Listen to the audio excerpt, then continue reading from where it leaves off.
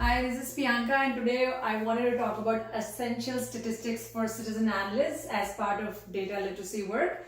So as I talk about citizen analysts, remember citizen analysts are folks on the business side who like less than about 20-30% of their work involves doing analysis. And it's different from the data scientists who are on the who are basically 100% of their work is on analyzing data and deriving insights using simpler methods to statistical processes to machine learning, AI, deep learning, right?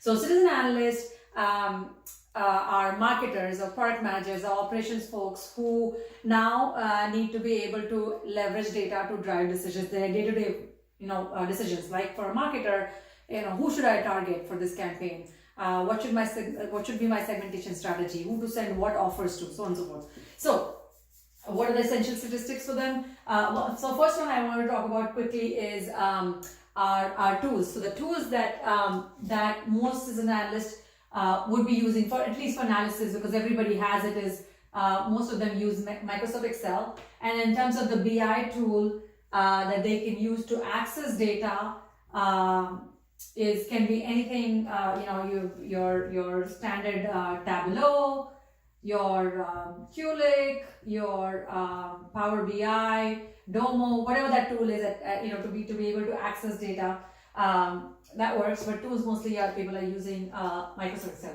So methodologies. So there are four methodologies which comes under business analytics. Four methodologies that the citizen analyst should be familiar with. That is aggregate analysis. What is aggregate analysis? Aggregate analysis is things where you're looking at one variable to analyze. For example, it answers questions like, what is our typical customer look like?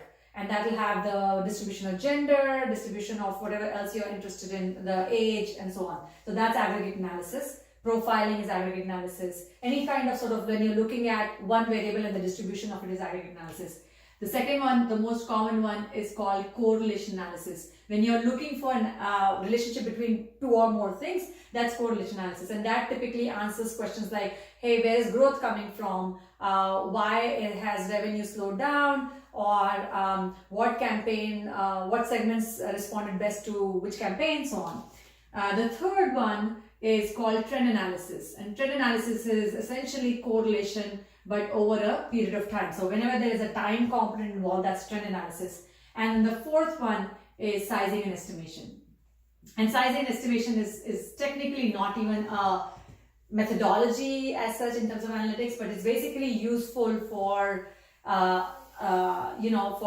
estimating. Like, we are going to move our headquarters to Boston area. Can we estimate how much? Can we estimate the kind of talent we will get, or the number of stores we can open, things like that. So that will be sizing estimation, where you're using a structured method and external data and facts to make decisions. And so for citizen analysts, they should be well familiar with these methodologies.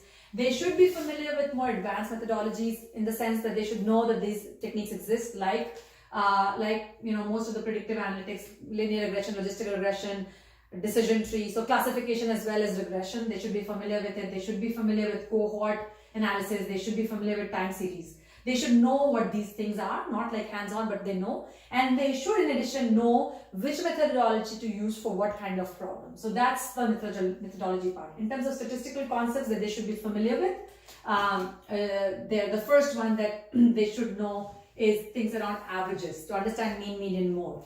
The other one they should know about is standard deviation, variance. So that those two kind of gives you an idea of what is the central tendency for our population and what is this spread. What does that, what is that spread that looks like? So these are the two concepts.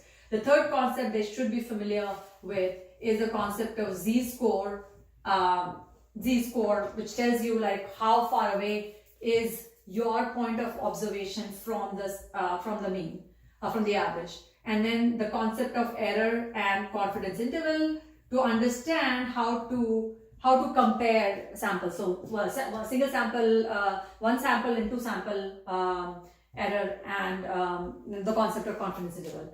And they should also be familiar with correlation analysis and coefficient, like even if it is a crosstab between two things. So So these are the essential statistics that you should know as a citizen analyst.